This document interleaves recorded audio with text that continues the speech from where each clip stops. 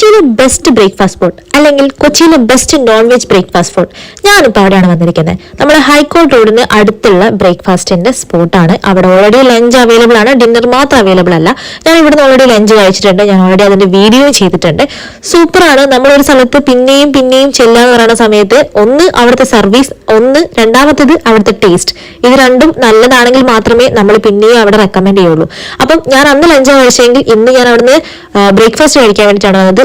ഒരുപാട് ആൾക്കാരെ അടുത്ത് പറഞ്ഞിട്ടുണ്ടായിരുന്നു അവിടെ ലഞ്ചിന് കൂടെ തന്നെ ബ്രേക്ക്ഫാസ്റ്റ് സൂപ്പറാണ്, ഒരു തവണ ഒന്ന് പോയി ട്രൈ ചെയ്ത് നോക്കണത്. അങ്ങനെ ഞാനത് ട്രൈ ചെയ്യാൻ വേണ്ടി വന്നതാണ്. ഞാൻ പൊറാട്ടയും അതുപോലെ തന്നെ ഫിഷ് കറിയാണ് പറഞ്ഞത്. ഫിഷിൽ നമുക്ക് കേര മീനായിരുന്നു കിട്ടിയത്. കേര മീൻ കറിയും അതൊരു നല്ല രീതിക്ക് പുളിയൊക്കെ ഒഴിച്ചിട്ടുള്ള നല്ല സൂപ്പർ എരിവൊക്കെ ആയിട്ട് നല്ല സൂപ്പർ കറിയാണ്. പൊറോട്ടയുടെ കൂടെ നല്ല സ്യൂട്ടായി പോകുന്ന ഒരു കറി. അതിന്റെ കൂടെ തന്നെ ഞങ്ങൾ മുട്ട പറഞ്ഞിട്ടുണ്ടായിരുന്നു, ബോയിൽഡ് എഗ്.